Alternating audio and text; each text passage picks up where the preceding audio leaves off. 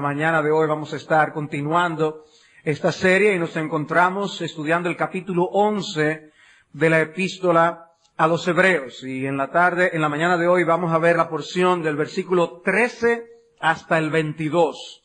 Y vamos a leer esta porción para comenzar. Hebreos capítulo 11, versículos 13 al 22. Quiere el Señor iluminar nuestro entendimiento y aplicar esta porción a nuestras vidas. Dice así la palabra de Dios. Conforme a la fe murieron todos estos sin haber recibido lo prometido, sino mirándolo de lejos y creyéndolo y saludándolo y confesando que eran extranjeros y peregrinos sobre la tierra. Porque los que esto dicen claramente dan a entender que buscan una patria. Pues si hubiesen estado pensando en aquella de donde salieron, ciertamente tenían tiempo de volver, pero anhelaban una mejor, esto es, celestial. Por lo cual Dios no se avergüenza de llamarse Dios de ellos, porque les ha preparado una ciudad. Por la fe Abraham, cuando fue probado, ofreció a Isaac, y el que había recibido las promesas, ofrecía a su unigénito, habiéndosele dicho, en Isaac te será llamada descendencia, pensando que Dios es poderoso para levantar aún de entre los muertos, de donde en sentido figurado también le volvió a recibir. Por la fe bendijo Isaac a Jacob y a Esaú respecto a cosas venideras. Por la fe Jacob, al morir, bendijo a cada uno de los hijos de José y adoró apoyado sobre el extremo de su bordón. Por la fe José, al morir, mencionó la salida de los hijos de Israel y dio mandamiento acerca de sus huesos. Las personas normalmente hacen grandes esfuerzos para prepararse para cosas que nunca llegan a enfrentar. Esa es la racional que hay detrás de muchos de los seguros que las personas adquieren. Hay seguros contra incendios, contra robo y muchas otras cosas que nunca llegan a experimentar. Pasa con algunos que se preparan para profesiones, carreras que nunca llegan a utilizar. Hay personas que se han preparado para la eventualidad de una catástrofe nuclear. El sótano de sus viviendas son refugios, donde serían capaces de vivir por largo tiempo de ser necesario. Tienen fuentes alternativas de energía, despensas llenas de alimentos enlatados y todas las herramientas que usted pueda imaginar. Y así han muerto sin tener que usar lo que con tanto afán han preparado. Grandes esfuerzos para prepararse para cosas que nunca llegan a vivir. Y sin embargo, pocos se preparan para una realidad que les será imposible evitar, que es la muerte. Una de las grandes bendiciones de la vida cristiana tiene que ver precisamente con eso. Dios nos prepara para la muerte. No importa qué tan negro sea el panorama que un creyente puede estar viviendo, la fe nos ayuda a mirar al futuro con esperanza. Hasta los problemas que humanamente no tienen solución, ninguna solución humana, esos problemas son vistos con la eternidad en mente. Y eso hace toda la diferencia. Y esta sección que tenemos por delante tiene 3 escenarios distintos, pero todos tienen que ver de una manera u otra con el tema de la muerte. Con el hecho de que la muerte no marca el final de las cosas para un cristiano. Y la fe nos ayuda a ver el futuro con confianza. La primera sección son los versículos del 13 al 16. Y si somos observadores, vamos a notar que es una porción distinta a todo lo demás que aparece en el capítulo 11. Estamos acostumbrados a ver la frase introductoria, por la fe. Bueno, esta frase no aparece en esa sección de los versículos 13 al 16. Observen. Dice, conforme a la fe murieron todos estos sin haber recibido lo prometido, sino mirándolo de lejos y creyéndolo y saludándolo, y confesando que eran extranjeros y peregrinos sobre la tierra. No hay por la fe. Porque los que esto dicen claramente dan a entender que buscan una patria. Pues si hubiesen estado pensando en aquella de donde salieron, ciertamente tenían tiempo de volver. No hay por la fe. pero anhelaban una mejor, esto es celestial, por lo cual Dios no se avergüenza de llamarse Dios de ellos, porque les ha preparado una ciudad. No hay por la fe. De manera que lo que tenemos aquí en estos versículos es una especie de paréntesis, una nota explicativa de qué es lo que ha ocurrido con estos patriarcas. Yo creo que cuando menciona todos estos, conforme a la fe murieron todos estos, está refiriéndose a los patriarcas mencionados antes y los que va a mencionar en los versículos siguientes. Estos patriarcas no tuvieron el privilegio de Enoc. ¿Recuerden cuando estudiamos el versículo 5, el personaje de Enoc, que dice que fue traspuesto para no ver muerte? Enoc fue llevado al cielo directamente. Pero no así con todos estos patriarcas. Dice, conforme a la fe, murieron todos. Murieron. Pasaron por la experiencia de la muerte. Y dice el texto que murieron sin haber recibido lo prometido. Dios les había expresado promesa. Y esto quiere decir, por lo tanto, que lo que ellos recibieron como promesa no era para esta vida. Ellos murieron sin recibir lo prometido. Pero Dios siempre cumple su palabra. Por lo tanto, lo prometido no era para esta vida, es lo que está diciendo el autor. Y por eso el lenguaje de que lo creyeron y lo saludaron de lejos. Lo vieron por la fe, lo vieron de lejos y confesaron que eran extranjeros y peregrinos sobre la tierra. O sea, cuando una persona confiesa que es extranjero y peregrino de un país, es porque está en un lugar que no es el suyo, ¿no? Bueno, lo que está diciendo el texto no es que Abraham o los patriarcas se consideraban extranjeros y peregrinos de una región. Dice de la tierra. Ellos no tenían tierra prácticamente, lo que está diciendo. No recibieron lo prometido. Y Dios les prometió algo de tierra, ¿no? En cuanto a los descendientes de Abraham. De hecho, el pueblo de Israel entró a la tierra prometida. Dios cumplió la promesa terrenal de tierra al pueblo de Israel. Pero sin embargo dice, pero no se cumplió. Hay algo que no se cumplió. Hay una dimensión de la promesa que no se cumplió. Hay algo más detrás de lo que Dios le dijo a Abraham que iba a suceder. Hay un cumplimiento terrenal, pero había un cumplimiento mucho más importante, y es un cumplimiento espiritual, que es lo que el escritor está tratando de señalar en estos versículos. Es como si estuviera diciendo, ok, la promesa de la tierra, ese es el cascarón del asunto. El meollo, la sustancia, es celestial. Lo importante. Y dice que eso era lo que ellos habían recibido de corazón, y eso es lo que estaban esperando. Entonces, la tierra está muy bien, pero es lo otro lo que yo quiero. Y por eso dice el texto, mirándolo de lejos. Y es como la fe nos ayuda a ver lo que no se ve con los ojos. ¿Recuerdan cómo comenzó este capítulo? De que la fe nos da certeza de cosas que se esperan todavía, que lo trae delante de nosotros como si ya fuera una realidad. Por la fe nosotros podemos ver nuestro destino. Por la fe nosotros podemos ver nuestro hogar venidero. Es como si Dios casi pudiera enseñarnos, y esta es la cocina, y este es el comedor, y esta... Podemos conocer, podemos palpar por la fe, nuestros ojos están allí. Hoy vemos por cámara las cosas que nos quedan muy lejos. Nosotros podemos conectarnos al internet y ver qué está ocurriendo en una intersección en un determinado país. Bueno, Dios nos está diciendo que por la fe nosotros podemos ver nuestro hogar celestial. Dice que ellos, estos patriarcas, estaban mirando de lejos lo que Dios les había prometido. Y dice, y saludándolo. Algunos ven en ese término la idea de abrazar lo que Dios había prometido. No simplemente que le da un saludo, es que cuando se saluda uno se abraza.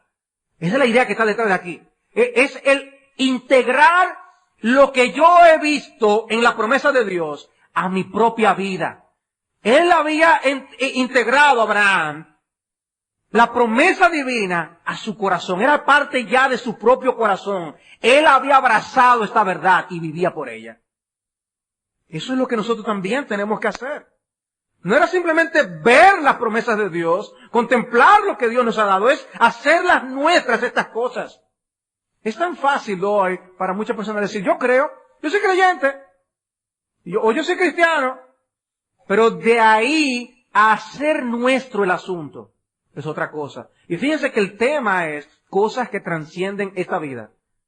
No importa el obstáculo de la muerte que tengamos que pasar, tenemos nuestros ojos puestos en más allá. Hermano, nuestra esperanza no es terrenal. Y nuestra fe no es para sencillamente nosotros aquí ser decentes en la tierra. Nuestra fe nos hace amar nuestra patria celestial. Y nos pone a actuar. Por eso la Biblia en ocasiones habla de la obra que hace la esperanza. Porque aquel que tiene esa esperanza en Dios no tiene una fe que no hace obras. Es una fe que obra, como dice la epístola de Santiago en el capítulo 2. Más aún, aparece la frase confesando que eran extranjeros y peregrinos sobre la tierra. No solo eran extranjeros y peregrinos, no solo se consideraban extranjeros y peregrinos, confesaban que eran extranjeros y peregrinos. Lo decían, yo no soy de aquí. Como las personas que se enorgullecen de su patria, y dicen, yo soy de tal nación, y ondean su bandera. Bueno, nosotros como cristianos, ¿qué debemos hacer? ¿Nos vamos a avergonzar de nuestra patria o nos vamos a enorgullecer de nuestra patria celestial? La idea es, ¡saca tu bandera! Cuando hay un campeonato, una competencia, uno ve a las personas allí, detrás de su equipo. Pues nosotros tenemos la bandera celestial que debemos levantar. Confesar que no somos de aquí. Confesar que somos extranjeros. Pero si los demás nos ven y nos dicen, no, pero es que tú no tienes ni acento. Tú parece que eres de aquí. Una de las cosas que ocurría, yo les contaba acerca de esos, de los eventos que ocurrían en la Segunda Guerra Mundial. Pues muchos soldados que sabían, alemanes que sabían inglés, por eso se podían meter dentro del campamento norteamericano. Y lo tenían que poner a prueba. Porque se asustaron los norteamericanos cuando vieron el daño que le llegaron a hacer los alemanes, metiéndose por entre sus líneas y pudiendo cambiar letreros para desorientar a los norteamericanos. ¿Y qué tuvieron que hacer? Empezaron a interrogar. Así como aquí se interrogaba a las personas y se le ponía a pronunciar ciertas palabras para detectarlos, se interrogaba a las personas.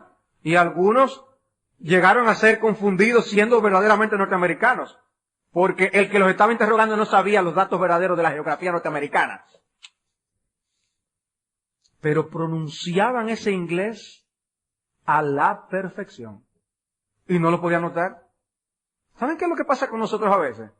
Que pronunciamos demasiado bien el lenguaje de esta tierra. Nos hemos acostumbrado, ¿ves? Nos vestimos como la gente de este mundo, hablamos como la gente de este mundo, nuestro acento es del de este mundo. Oye, ya hemos perdido el acento. No, debemos confesar que no somos de aquí. Debemos decir y aclarar que somos celestiales. Que la razón por la que hacemos las cosas diferentes es porque no somos de aquí. Y anhelamos esa otra patria, la hemos abrazado en nuestro corazón. ¿No ven por eso con cuánto orgullo muchas veces personas que se nacionalizan, se enorgullecen mucho y dicen, ¡ya lo logré! Se nacionalizan de otra patria y se enorgullecen de haber sido cambiar de nacionalidad, etcétera. Hermano, nosotros tenemos que tener por orgullo el hecho de que Dios nos ha hecho ciudadanos celestiales. Dice luego el texto, en el versículo 14, los que esto dicen. ¿Y qué es lo que dicen? ¿Lo que confesaron? Eso es lo que dicen. Los que esto dicen son los que confiesan que son extranjeros y peregrinos. El texto está hablando de esa nacionalidad. Porque los que esto dicen claramente dan a entender que buscan una patria. No es aquí, dice Abraham, no es aquí que yo me quiero quedar. Esta es la tierra que Dios te prometió, debes estar tranquilo. Sí, pero no es aquí. ¿Recuerden lo que estudiábamos la semana pasada? En la tarde. Como decía que ellos estaban viviendo, ya estando en la tierra prometida, como si fueran extranjeros. Y sí, precisamente, así debemos hacer nosotros con respecto a la vida en la tierra o el cielo. No acostumbrarnos a estar aquí, confesar, decir que no somos de aquí. Ellos de manera que vivieron con una idea muy clara de que la vida aquí es temporal y que lo más importante es lo que tiene trascendencia eterna, de que esta vida es corta y que la vida eterna es para siempre. Y la fe fue lo que le abrió los ojos para contemplar esas realidades. Si tú estás muy apegado a las cosas de este mundo, es porque tú tienes tus ojos cegados. Y solo la fe puede abrirte para considerar las realidades del cielo y vivir por ellas. O sea que la fe va a tener un impacto en la forma como tú ves la vida aquí en la tierra. Porque la fe nunca es invisible. La fe se nota, se deja sentir. Si tú tienes fe, la gente lo va a ver.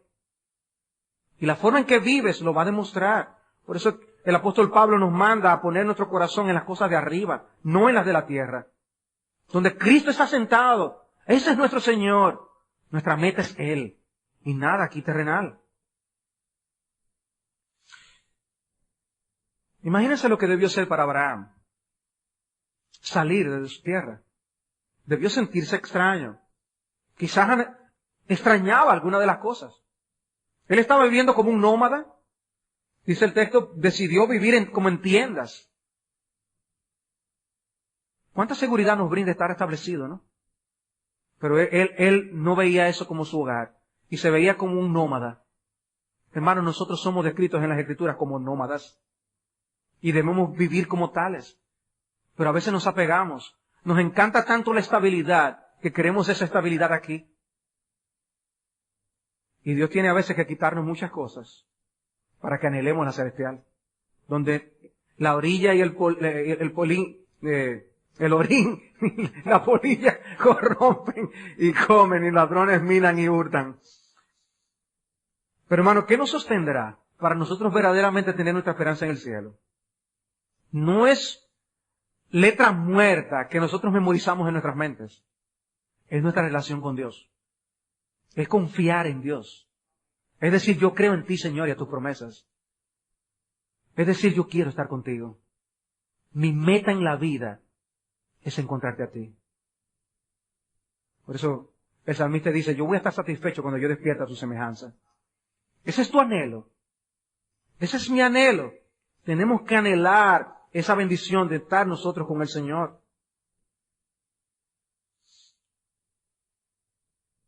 Luego de esa sección de paréntesis en los versículos 13 al 16, nosotros nos encontramos con los versículos 17 al 19, donde volvemos otra vez a encontrar nuestra frase, por la fe, por la fe.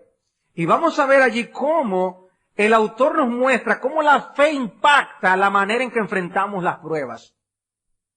Pero yo le decía que cada una de estas secciones tiene algo que ver con la muerte. Y lo vamos a ver de qué manera. Dice el texto en el versículo 17. Por la fe Abraham, cuando fue probado, ofreció a Isaac. Y el que había recibido las promesas, ofrecía a su unigénito, habiéndosele dicho, en Isaac te será llamada descendencia, pensando que Dios es poderoso para levantar aún de entre los muertos, de donde en sentido figurado también le volvió a recibir. Una de las cosas que el autor hace es contextualizar los ejemplos que él nos usa, ilustrándonos cómo la fe opera. Y él nos dice, por la fe sucedió esto, ¿cuándo? Obsérvenlo en el versículo 17. Dice, por la fe Abraham, cuando fue probado. O sea, el contexto es un contexto de prueba. El momento cuando él vivió por la fe y actuó por la fe fue un momento en que su misma fe estaba siendo probada. El versículo 8 nos habla de lo que él hizo cuando fue llamado por Dios. En los versículos 11 y 12 se refiere a los días en que Dios le prometió un hijo a Abraham. Y su cumplimiento fue 25 años después. Ahora, en esta ocasión, en el versículo 17, se refiere a aquella escena tan impactante en la vida de Abraham. Cuando Dios le pide que sacrifique a su propio hijo, a Isaac. Él ha esperado por este hijo 25 años. Dios se lo concede. Está desarrollando una relación con el hijo de la promesa. Y cuando ahora esta relación se está fortaleciendo, Dios le dice, ok, ahora sacrifícalo. Wow. Tú te has puesto en el lugar de Abraham. Imagínense lo que debió significar para Abraham este hijo. Obviamente, él tenía ya a Ismael. Pero nosotros sabemos, por todo lo que la historia involucró y el tipo de relación que Abraham tenía con Dios, que Dios le había dicho que ese hijo era especial. De allí venía la esperanza de muchas gentes de las que él sería el padre por la fe. Isaac era muy especial para el corazón de Abraham. Y si ustedes observan, oigan cómo él es llamado Isaac en este texto. Y el que había recibido las promesas ofrecía su unigénito. No era su único hijo. Él tenía a Ismael. Pero ¿saben qué yo creo que el autor está haciendo aquí? Nos está uniendo al Mesías que había ya muerto y a quien el autor de los Hebreos le está haciendo el señalamiento. La historia de Abraham tiene que ver con el Cristo que hemos abrazado. No den marcha atrás en la fe. Tengan cuidado. Y un poco más al final les diré acerca de esto. Pero dice que él por la fe, cuando fue probado, él fue probado y probado en algo muy cerca de su corazón. Muchas veces nosotros queremos delimitar el rango de operación de Dios. Decimos, bueno, Dios, tú eres Dios, tú eres Señor. Yo me someto a ti, dice tu palabra que tú me compraste por precio, yo no me pertenezco a mí mismo, soy tu esclavo, Señor. Pero trátame como un príncipe. Y si me merezco una aflicción, una prueba, una tribulación por aquí, Señor, castígame con un látigo de plumas, por favor. Trátame suave. Y nosotros le decimos a Dios cómo es que Él debe actuar. En otras palabras, nosotros le decimos, yo quiero darte sugerencias de qué es lo que tú tienes que hacer conmigo. En lugar de nosotros someternos a lo que Él sabe que tiene que hacer con nosotros. Hermanos, ninguno de nosotros se ha visto en el caso de cómo se vio Abraham. Y este hombre respondió con una fe impresionante. ¿Recuerdan ustedes la historia? ¿Cómo él se levantó temprano? Intentando precisamente hacer lo más rápido posible lo que Dios le estaba pidiendo. Él no empezó a dar vueltas. Quizás si tú eres como yo, hubiéramos empezado a pensar, no, es que Dios está usando un lenguaje figurado. Dios quiere que yo represente la obra teatral de que yo voy a sacrificar a mi hijo, pero no es eso. Es una ilustración. No era una ilustración. Sacrifica a tu hijo. Abraham entendió muy bien y él iba a hacer exactamente eso.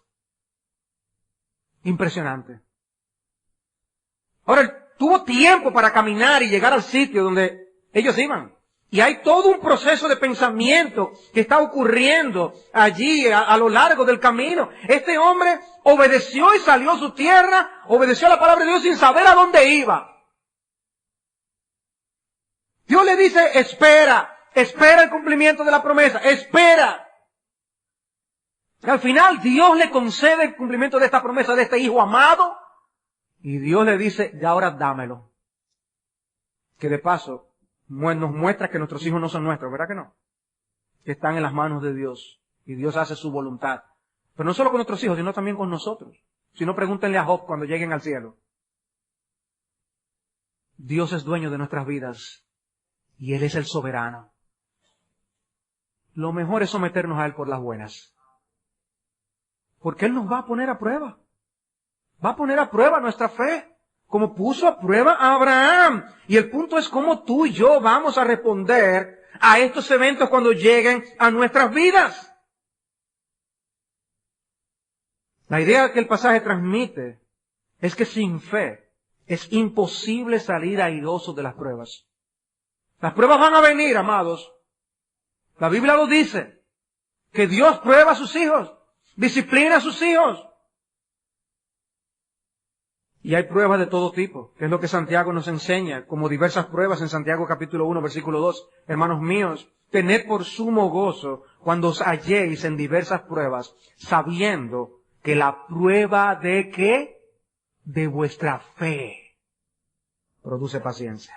La fe es probada, Dios probó la fe de Abraham. Y Dios nos prueba con cosas 1000 veces menores que lo que le pidió a Abraham. ¿Y saben qué pasa? No pasamos la prueba muchas veces. Otra vez a repetir de curso. A repetir de curso.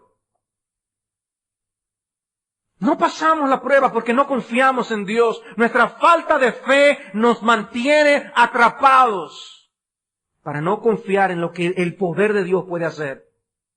Y nos aferramos a nuestros propios asuntos y a nuestros propios deseos e intereses. Abraham, sin embargo, se aferró a lo que Dios le había dicho, que es lo que expresa el texto.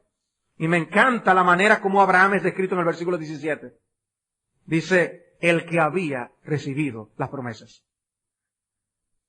El que había recibido las promesas. No solamente era el que las había oído, las había recibido.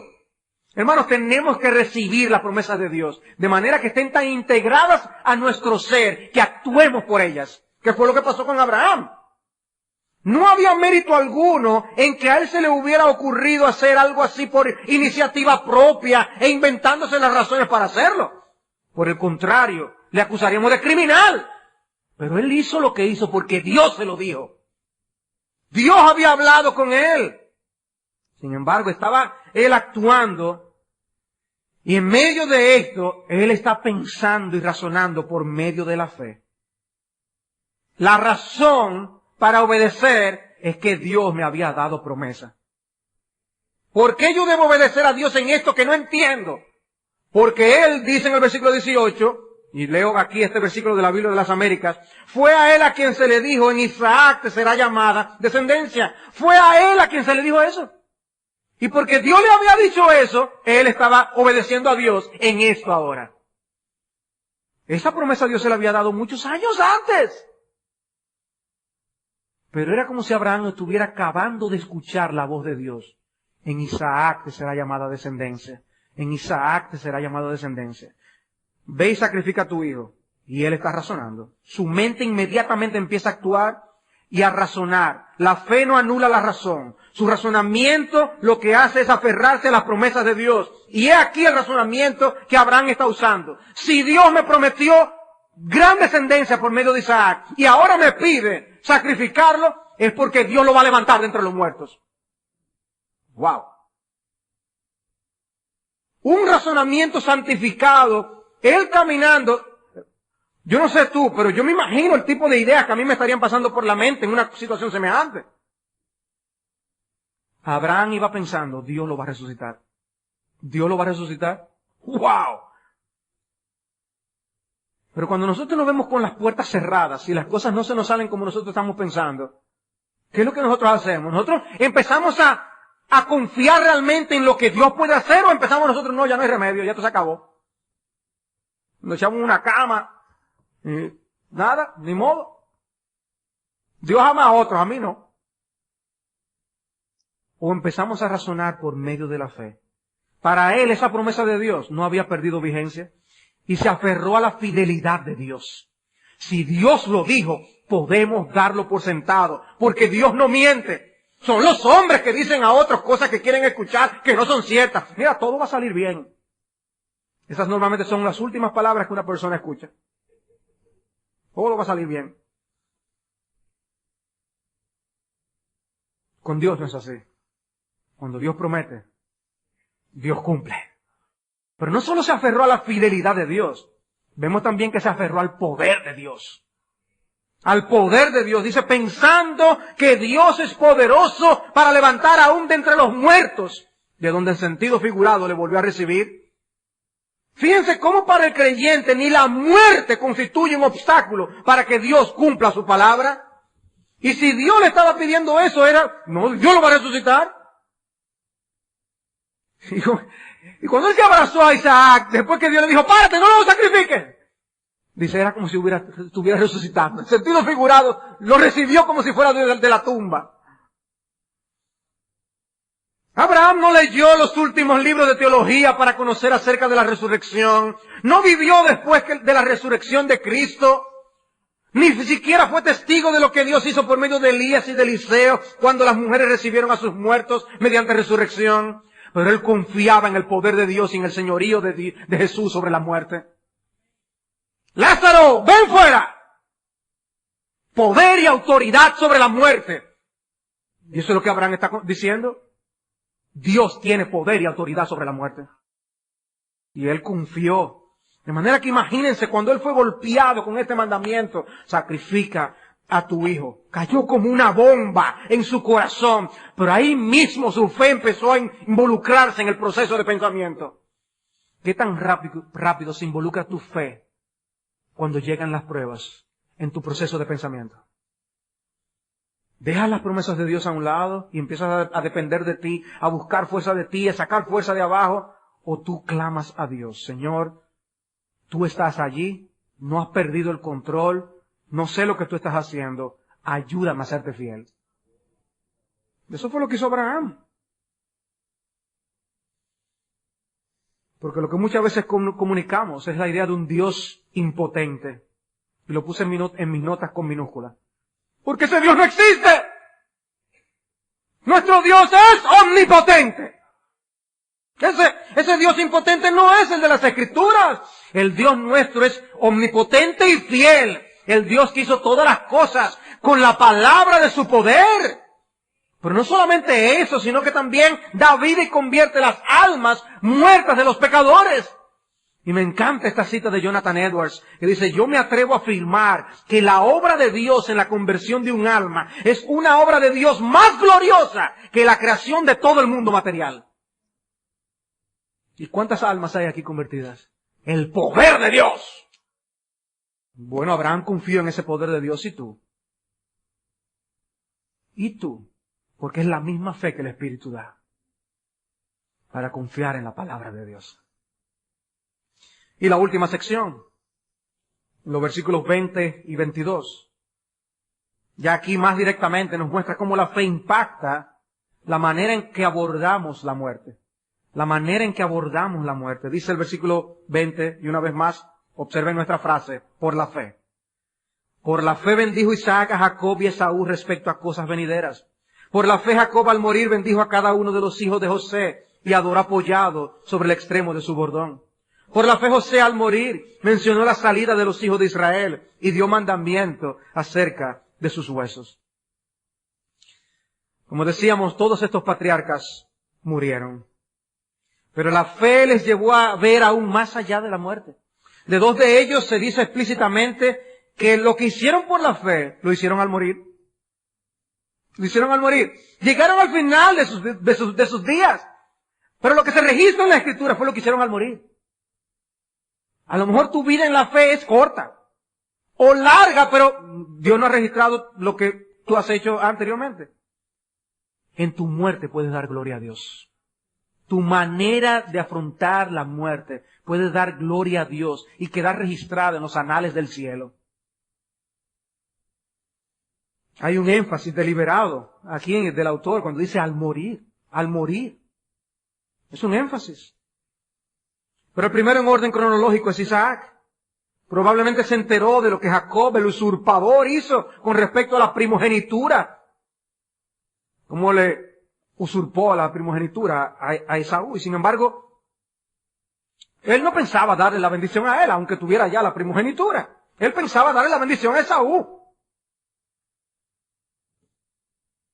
Por la fe bendijo Isaac a Jacob y a Esaú.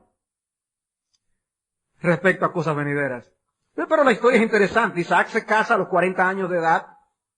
Génesis 25:20. Pero pasaron 20 años sin ellos poder tener hijos. Y dice el texto allí que él oró a Dios y el Señor le respondió. y les dio hijos. Y cuando sus hijos nacieron, Dios le dijo que su hijo menor iba a servir al mayor. Isaac tenía 60 años, ¿verdad? Cuando nacen. Y luego se narra lo que ocurrió cuando Esaú tenía 40 años. O sea que Isaac tenía 100. 100 años. Él está ciego. Está afrontando ya vejez y muerte. Y todavía en ese momento él piensa dar la bendición a Esaú y lo manda a llamar. Dice, y le dijo él, he aquí yo ya soy viejo, no sé el día de mi muerte. Él estaba viendo que le quedaba poco tiempo. Y ahí es cuando le manda a él a buscar casa para hacer un guiso. Hazme un guiso como a mí me gusta y tráemelo para bendecirte antes de yo morir. Pero él está enfrentando la muerte. Después es que leemos la manera en que Rebeca y Jacob se confabulan para engañarlo. Jacob se hace pasar por Esaú con el fin de adquirir la bendición. Y no sabemos todo lo que estaba pasando por la mente de ellos. Eso es digno de especular a veces. ¿Qué estaba pensando Rebeca? ¿Qué es lo que estaba pensando Jacob? ¿Qué es lo que había en sus mentes? Por algunas cosas yo veo rasgos de fe, pero por otro lado, obviamente, la metodología humana de engaño, de lograr cosas. Cómo Dios obra de manera misteriosa en sus planes para llevar a cabo su historia de redención. Ahora, una cosa es cierta, Isaac sabía que iba a morir. Y el hecho de que Dios diera bendición era importante para él. Él sabía que es Dios quien tiene que bendecir. Y por eso él expresó estas bendiciones. Y aun cuando él bendijo a Jacob, él también le dio su bendición a Esaú. Él no solo veía la vida en el límite de sus días aquí en la tierra, sino que él veía más allá de su propia existencia en este mundo. Luego tenemos el caso de Jacob. En el versículo 21 dice, por la fe Jacob al morir bendijo a cada uno de los hijos de José y adoró apoyado sobre el extremo de su bordón. Lo que hizo Isaac, lo hizo sin saber, bendecir a Jacob. Ahora Jacob bendice al menor de los hijos de José, pero lo hace a propósito. Lo hace sabiendo lo que está haciendo. Bendice a Efraín y no pone su mano derecha sobre Manasés. Y Jacob sabe que los propósitos de Dios son irreversibles. Ya él tiene mayor conocimiento. Dios había tratado intensamente con él hasta hacerle reconocer como el Señor soberano del pacto. Como Dios obra en nuestras vidas. Hasta que veamos que Él es el Señor. Hasta que veamos, hasta que Él abre nuestros ojos y decimos como Job, yo de oídas te había oído, pero ahora mis ojos te ven. Yo creía que te conocía. Pero cuando vemos a Dios actuando como soberano en nuestras vidas, y que nosotros no tenemos ningún derecho que estar reclamando, dice, entonces es que tú entiendes.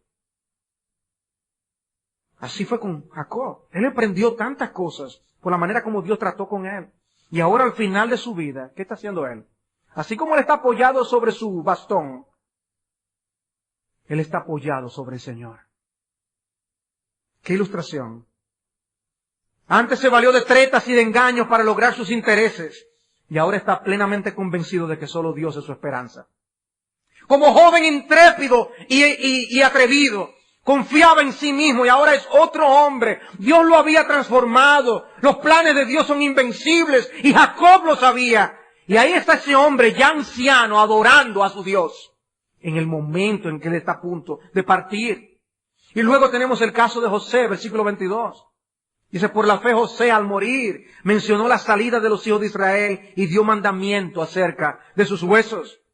Un ejemplo interesante el de José, está a punto de morir, sin embargo está interesado en dar instrucciones con respecto a sus descendientes de lo que debían hacer cuando sus huesos salieran de Egipto.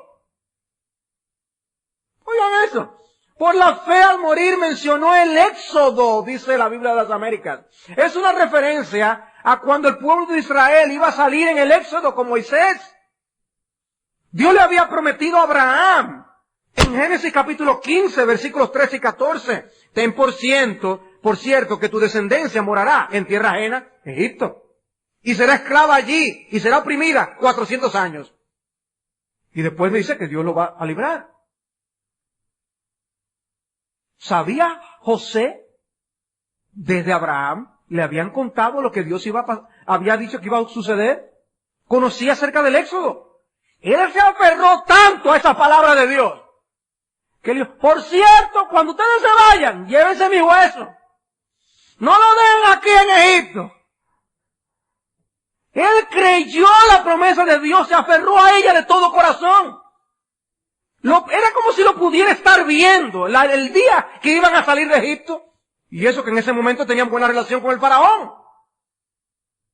La fe es impresionante.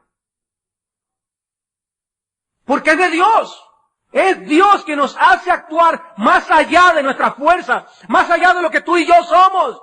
Porque es una fe en un Dios todopoderoso, en el Dios que controla la historia, el Dios que da vida a los muertos. ¿Ese es nuestro Dios? ¿Ven qué tan apoyado estaba ese hombre en las promesas de Dios? Aun cuando veía la muerte cara a cara. Eso es lo que Dios quiere que tú y yo hagamos. Ver más allá de lo que ven nuestros ojos terrenales. Estos hombres veían por la fe cómo sus descendientes cumplirían un papel en los planes redentores divinos. En conclusión, amados hermanos, yo siempre les he dicho que no podemos estudiar Hebreos 11 sin recordar Hebreos 12. De que ahora nos toca a nosotros correr y vivir por la fe. Esa mentalidad de peregrino impacta nuestras vidas de diversas maneras. Impacta nuestra perspectiva de la vida. Y vamos a ver nuestra vida aquí en la tierra como una peregrinación.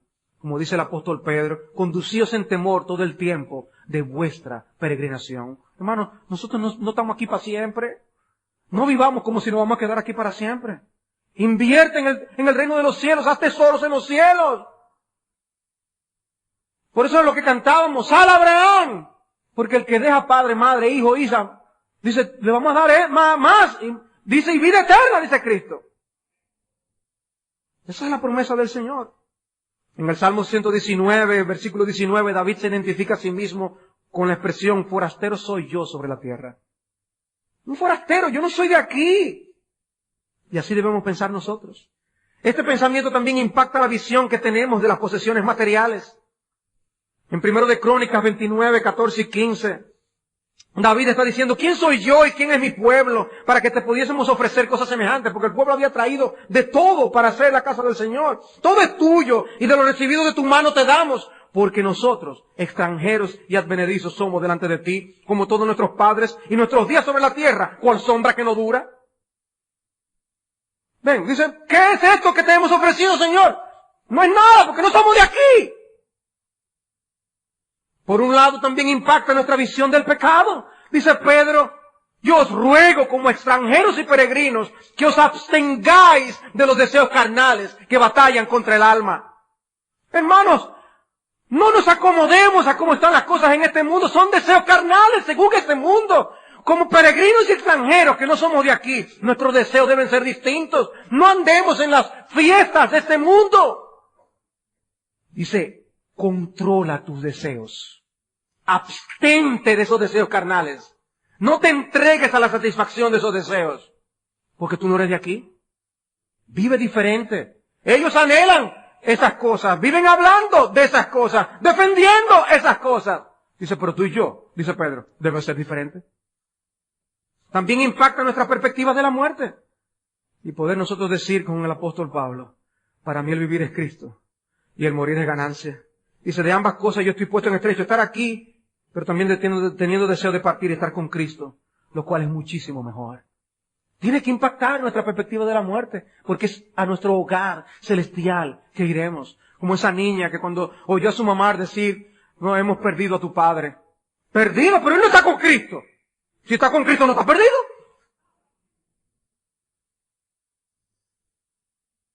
Ahora quiero llamar la atención a una frase que aparece en el versículo 16. Anhelaban una patria celestial y dice Dios. Por eso, no se avergüenza de llamarse Dios de ellos. ¡Wow! ¡Wow! Somos nosotros los que tenemos que estar orgullosos de tener el Dios que tenemos. Pero Dios usa un lenguaje aquí de la vergüenza de Dios, algo que nosotros no podemos ni entender.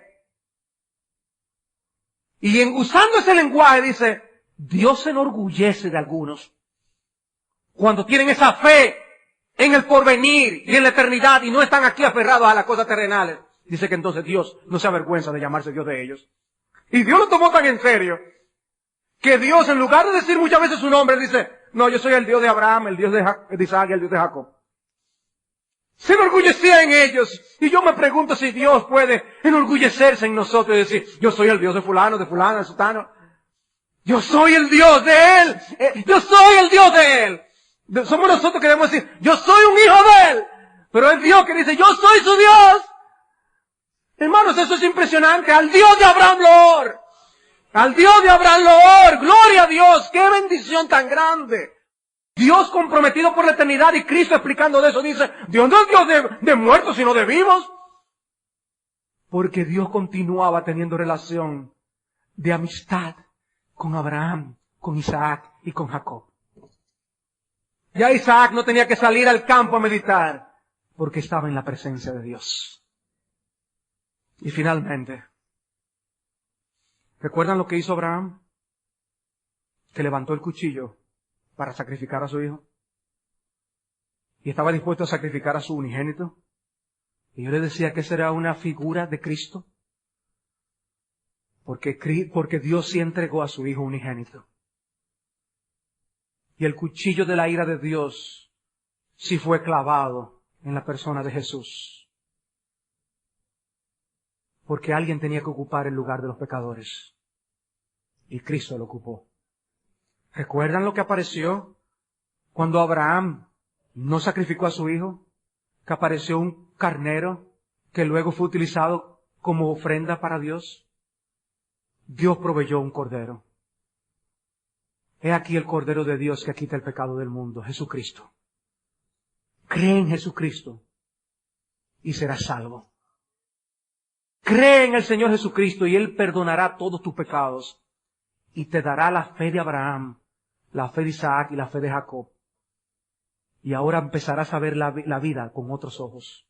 Y aún la muerte será vista por ti de otra manera. ¡Wow! ¿No es grandiosa la porción que nos ha tocado? Y el tiempo en que vivimos donde podemos gozar de esta fe. Y donde no tenemos que ser seres especiales para poder glorificar y alabar a Dios y bendecir su nombre. Porque nuestra fe es dada por Él. Y no son diferentes. Ante esta nube de testigos que nosotros tenemos, habiendo Abraham corrido así, Isaac y Jacob y José, ¿cómo tú vas a correr la carrera esta semana?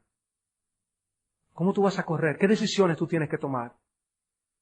¿Qué luchas y pruebas tú estás enfrentando? Que nosotros podamos decir que por la fe nosotros vamos a glorificar a Dios esta semana. Y Él diga que Él no se avergüenza de llamarse Dios nuestro. Si tú estás aquí sin Cristo y quisieras hablar con cualquiera de nosotros, con alguno de los hermanos sugieres, diáconos de nuestra iglesia, acércate con toda confianza y será un placer poder servirte y ayudarte a aún responder alguna de tus inquietudes. Pero no te vayas de aquí sin tener tratos con Dios. Medita en estas cosas.